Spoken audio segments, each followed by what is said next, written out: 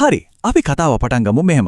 දිලිසෙන cheese තට්ටුවක් බේරිලා වැටෙන හොඳට ක්‍රිස්පි වෙන්න බැදපු උණුසුම් චිකන් කෑල්ලක් එක්ක තියෙන බර්ගර් එකක් දැක්කම ඇත්තම කියන්න කටට කෙලුණන්නේ නැත්තේ කාගේද? එහෙමත් නැත්නම් මාන්සි විලා ගෙදර ඇවිත් එක හුස්මට බොන සීතල පැකට් ජූස් එකක් මුළු ඇඟම නිවලන්න පුළුවන් කියලා අපිට નિરાයාසයෙන්ම හිතනව නේද? පාරේ යනකොට කඩවල් අසලින් එන ඒ සුවඳ විතරක් ඇති අපේ බඩගින්න දෙගුණ තෙගුණ කරන්න. හැබැයි මේවා නිකම්ම ඉබේ සිදුවන දේවල් නෙවෙයි. මේවා ඇත්තටම ක්ෂණික ආහාර නිෂ්පාදනය කරන දැවැන්ත සමාගම් අපේ මනසත් එක්ක ඊටමත් සූක්ෂම විදිහට කරන විද්‍යාත්මක සෙල්ලමක්. ඉතින් ඔබ කවදා හරි ගැඹුරින් හිතලා තියෙනවද මේ රසමරස ක්ෂණික ආහාර අපේ උගුරෙන් පහළට ගියාට පස්සේ ශරීරය ඇතුළත සිදුවන ඒ මහා විනාශය ගැන? ඇස්වලට නොපෙනෙන හැබැයි සිරුරේ ප්‍රධාන ඉන්ද්‍රියන් එකින් එක නිහඬවම අඩපණ කරන ඒ බය හිතන ක්‍රියාවලිය මොකක්ද කියලා අද අපි මේ පැහැදිලි කිරීම හරහා ඊටමත් සවිස්තරාත්මකව ගවේෂණය කරන්නයි සූදානම් වෙන්නේ. මේක ඇත්තටම ඔබේ සිරුර අභ්‍යන්තරයට කරන චාරිකාවක් කිව්වොත් නිවැරදි.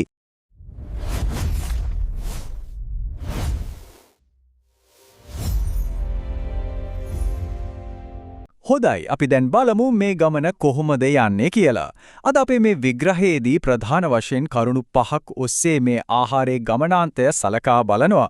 මුලින්ම මොලේ රසායනික මායාව, ඊට පස්සේ ආහාර ජීර්ණය සහ අක්මාවට සිදුවන දේ, තුන්වෙනුව හරුදුරුදිර පද්ධතියට එල්ලවන බලපෑම, හතරවෙනුව ඉන්සුලින් සහ ශක්තිය බිඳ වැටීම සහ අවසාන වශයෙන් නියම පෝෂණය තෝරා ගැනීම ගැන අපි කතා කරනවා. අපි මුලින්ම පටන් ගමු අපේ මුළු සිරුරම පාලනය කරන ප්‍රධාන මධ්‍යස්ථානයෙන්. ඒ කියන්නේ අපේ මොලයෙන්. බලමු මේ ආහාර කොහොමද අපේ මොලය රවට්ටන්නේ කියලා. මම ඔබට මෙහෙම ප්‍රශ්නයක් එන්න පුළුවන්. මේ ආහාරවල අවදානම ගැන මේවා විසයි කියලා අපි කොතරම් දැනුවත් වුණත් අපිට ඒවා ප්‍රතික්ෂේප කරන්න මෙච්චර අමාරු වෙයි. ඊට ප්‍රධානම හේතුව තමයි මේ ක්ෂණික ආහාරවල අඩංගු වෙන අධික ලුණු, සීනි සහ අහිතකර මේදය. මේ ටික අපේ දිවට ගෑවුණු සැනින් මොළයට අතිශය ප්‍රබල විදුලි පණිවිඩයක් නිකුත් කරනවා. මේ සංකලනය ස්වාභාවික එකක් නෙවෙයි. මේක කෘත්‍රිමවම අපේ මොළය උත්තේජනය කරන්න හදපු එකක්. අර කීව විදුලි පණිවිඩයට ප්‍රතිචාරයක් විදිහට අපේ මොළෙන් එකවරම ඩොපමයින් කියන රසායනිකය විශාල වශයෙන් මුදා හරින්න පටන් ගන්නවා. ඩොපමයින් කියන්නේ මොකද්ද? මේකෙන් අපිට දැනෙන්නේ මහ පුදුමාකාර සතුටක්, තෘප්තියක් සහ සහනයක්. ඇත්තටම කිව්වොත් මේක සාමාන්‍ය දෙයක් නෙවෙයි. මේක හරියටම මත්ද්‍රව්‍ය වලට ඇබ්බැහි වෙනවා වගේම වැඩක්. ක්ෂණික තෘප්තියක් ලබා දෙන මේ චක්‍රයට අපි નિરાයාසයෙන්ම හසු වෙනවා විතරක් නෙවෙයි, මොළය නිතරම මේ තෘප්තිය හොයන්න පටන් ගන්නවා. ඊටත් වඩා භයානක දේ තමයි මේ කෑම වර්ග වලට බහුලවම එකතු කරන MSG, එහෙමත් නැත්නම් මොනෝසෝඩියම් ග්ලූටමේට් වගේ කෘත්‍රිම රසකාරක. සාමාන්‍ය ස්වාභාවික ආහාරයක් සහ MSG අඩංගු ආහාරයක් අපේ මොළයට බලපාන විදිය සංසන්දනය කරලා බලුවොත් මේ තියෙන බරපතල වෙනස අපිට හොඳටම පැහැදිලි වෙනවා. MSG මගින් මොළයේ තියෙන සියුම් ස්නායු සෛල ඕනෑවට වඩා උත්තේජනය කරනවා. ඒක හරියට එන්ජිනක් දරා ගන්න බැරි වේගයකින් වැඩ කරනවා වගේ. කාලයක් යද්දී මේ සියුම් ස්නායු සම්පූර්ණයෙන්ම විනාශ කරලා දාන්න පවා මේ රසායනිකයට පුරුවා. මෙහි තියෙන ලොකුම ඛේදවාචකය වෙන්නේ අන්න ඒකයි. කාලයත් එක්කම මේ කෘත්‍රිම රසකාරක වලට අපේ මොළය හැඩ ගැසෙනවා. මොළය ඒකට අනුවර්තනය වෙනවා. ඒ නිසා තමයි සාමාන්‍ය නිවසක උයන පිරිසුදු ගුණදායක බත්පතක් කනකොට අපිට කිසිම සතුටක් හෝ තෘප්තියක් දැනෙන්නේ නැත්තේ. මොළය දැනටමත් අර අධික කෘත්‍රිම රස උත්තේජනයට හුරු වෙලා ඉවරයි. ඒ නිසාම ස්වාභාවික ආහාරවල රසය අපිට ක්‍රමෙන් නොදැනීම යනවා. හරි.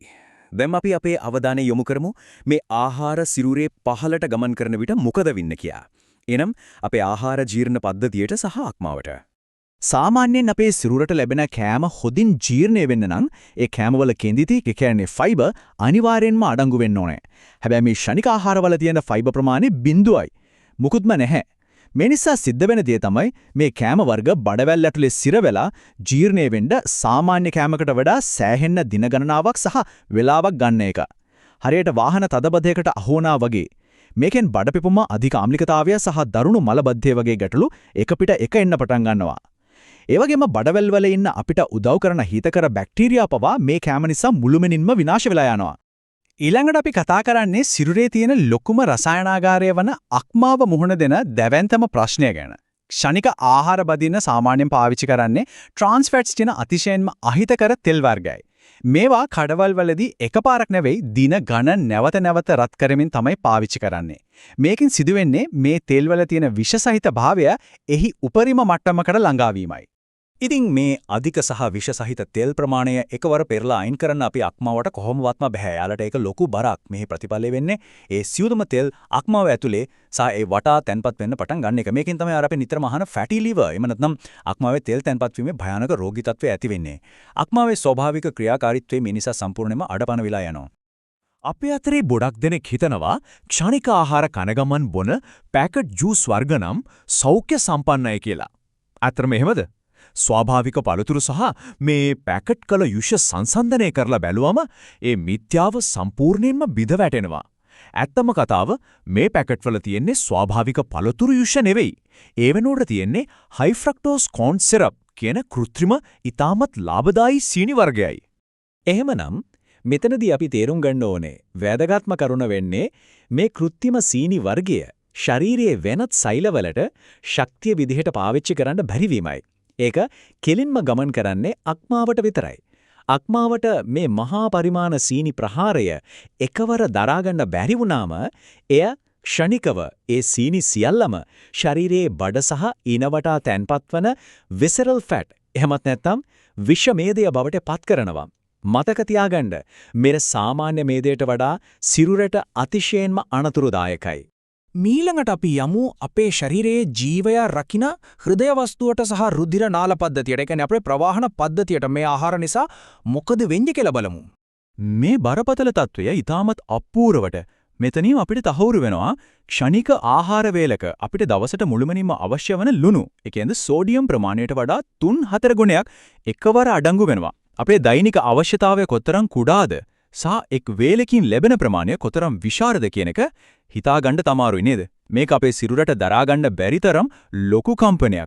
ශරීරයට මේ විදිහට සෝඩියම් වැඩිපුර ලැබුණාම નિરાයාසයෙන්ම රුධිරයේ තියෙන ජල ප්‍රමාණය අධික ලෙස ඉහළ යනවා. ඒ කියන්නේ නහර ඇතුලේ ගලා යන රුධිර පරිමාව එකපාරටම වැඩි වෙනවා කියන එකයි. හරියට බටයකට ඔරොත්තු නොදෙන තරම් වතුර ප්‍රමාණයක් යවුවා වගේ. මේ නිසා හදවතට ලොකු පීඩනයක් සහ වෙහෙසක් දෙන්න වෙනවා මුළු ඇඟටම මේ වැඩිපුර ලේ ප්‍රමාණය පම්ප් කරන්න.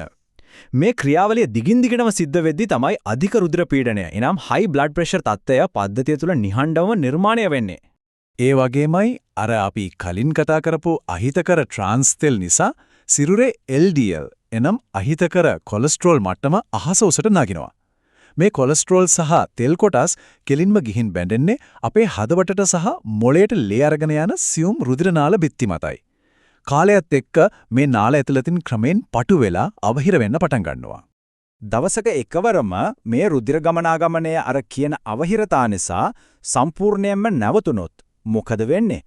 එහි භෞතික විද්‍යාත්මක ප්‍රතිඵලය වෙන්නේ වෙන මුකුත් නෙවෙයි. ෂණිකව සිදුවන දරුණු හෘදයාබාධයක් එහෙමත් නැත්නම් මොලේ නහර පිපිරීමෙන් ඇතිවන අංශභාග තත්ත්වයක්. මේවා කිසිදු පූර්ව අනතුරු ඇඟීමකින් තොරව සිදුවිය හැකි අතිශය භයානක අවසාන අවදානන් තත්ත්වයන් වෙනවා. දැන් අපි තවත් ඉදිරියට යමු. අපේ අවසාන ජීව විද්‍යාත්මක නැවතුම තමයි අග්න්‍යාශයේ සහ සිරුරේ ශක්තිය මුහුණ දෙන පරිවර්තනීය අර්බුදය. සාමාන්‍යයෙන් ක්ෂණික ආහාර කාපු ගමන් එකපාරටම අපිට ලොකු ශක්තියක් දැනෙන්නේ ඒ වගේ තියෙන පිරිපහදු කළ කාබෝහයිඩ්‍රේට් ඊටමත් වේගයෙන් අපි ලේවලට උරා ගන්න නිසායි. මේ නිසා පියවරෙන් පියවර සිදුවන දේ මොකක්ද? පළමුව ලේවල සීනි මට්ටම එකපාරටම ඉහළ යනවා. දෙවනුව අපේ අග්න්‍යාශයෙන් ඉන්සියුලින් හෝමෝනය විශාල වශයෙන් ශ්‍රාවය කරනවා අර වැඩි වුණු සීනි මට්ටම පාලනය කරන්න. නිතරම මේ දේ සිද්ධ වෙද්දී තුන්වෙනි පියවර විදිහට සිරුරේ තියෙන සෛලවලට මේ අධික ඉන්සියුලින් ප්‍රමාණය දරා ගන්න බැරි වෙලා ඒවා ප්‍රතික්ෂේප කරන්න පටන් ගන්නවා. මේකට තමයි ඉන්සියුලින් රෙසිස්ටන්ස් එහෙම නැත්නම් ඉන්සියුලින් ප්‍රතිරෝධය කියන්නේ. බාල තරුණ මහලු ભેදයකින් තොරව අද සමාජයේ බහුලවම දකින්න ලැබෙන ටයිප් 2 දියවැඩියා රෝගයට මූලිකම හේතුව මේ විද්‍යාත්මක ක්‍රියාවලියයි. අපි හැමෝම අත්විඳලා ඇති ක්ෂණික ආහාර කාපු ගමන් ටික වෙලාවකින් අපිට මහ කම්මැලිකමක් ඇඟට පණ නැති ගතියක් දැනෙනව නේද? විද්‍යාවේදී මේකට කියන්නේ sugar crash කියලා. ලේවල සීනි මට්ටම එකපාරටම ඉහළ ගිහින් අධික ඉන්සුලින් නිසා ආයෙත් එකපාරටම පල්ලම් බැසීම තමයි මේකට එකන හේතුව. මෙහි ප්‍රතිඵලයක් විදිහට එකවරම දැඩි විඩාවක් ඇති වෙනවා. අපිට කිසිම දෙයකට අවධානය යොමු කරන්න බැරි වෙනවා. ඒ වගේම අනවශ්‍ය විදිහට කේන්තියාම වැනි මානසික බිඳවැටීම් පවා අත්විඳින්න අපිට සිද්ධ වෙනවා. ඉතින් මේ සියලුම හානිකර ක්‍රියාවලියන් ගැන හොඳින්ම තේරුම් ගත්තාට පස්සේ අපි දැන් බලමු කොහොමද අපි අපේ ජීව විද්‍යාත්මක සෞඛ්‍ය නැවත ලබා ගැනීම සඳහා නිවැරදි තීරණවලට එළඹෙන්න කියලා. මේක ඊටමත් පැහැදිලි කාරණයක්. ක්ෂණික ආහාර කියන්නේ ඇත්තටම බැලුවොත් අපේ ලෙඩ රෝග සහ මරණය ඉක්මන් කරවන ප්‍රණීත වස විස වර්ගයක්. මාසෙකට සැරයක් වගේ ඊටමත් කලාතුරකින් පොඩි ප්‍රමාණයක් ආහාරයට ගැනීමෙන් අපිට ලොකු හානියක් නොවෙන්න පුළුවන්. හැබැයි මේක අපේ දෛනික ජීවන රටාවේ ප්‍රධාන කොටසක් කරගත්තොත් අපි නොදැනුවත්වම අපේ සිරුර ඇතුළත අවයව දවසින් දවස විනාශ මුඛයට ඇදගෙන යනවා. එය සෙමින් නමුත් අනිවාර්යයෙන්ම ක්‍රියා කරන විෂක් බවට පත් වෙනවා. අපේ අභ්‍යන්තර පද්ධතියේ සෞඛ්‍ය හොඳින් පවත්වාගෙන යන්න නම් අපි ඊටා සරල හැබැයි ප්‍රබල පදනමකට නැවත යන්න ඕනේ. ඒ තමයි නැවුම් එළවලු, පෝෂණීය පළතුරු සහ අපේ දේශීය ආහාර පුරුදුවලට හුරු වීම. ඒ වගේම දිනකට ප්‍රමාණවත් පරිදි පිරිසිදු පානීය ජලය ලබා ගැනීම මේ කියන ජීව විද්‍යාත්මක පද්ධතිය ක්‍රියාකාරීත්වයට අත්‍යවශ්‍යම සාධකයක් වෙනවා. අපේ එදිනදා තීරණ අන්න ඒ පදනම මත පිහිටුවා ගැනීම අතිශයින්ම වැදගත්. අද අපේ මේ පැහැදිලි කිරීම අවසන් කරන්න කලින් මුල් මූලාශ්‍රයේ සඳහන් මේ ගැඹුරු සහ අර්ථවත් වැකිය ගැන මොහොතක් කල්පනා කරලා බලන්න. නිරෝගී සිරුරක් සහ නිරෝගී ජීවිතයක් කිසි දිනක මුදලට ගත නොහැක.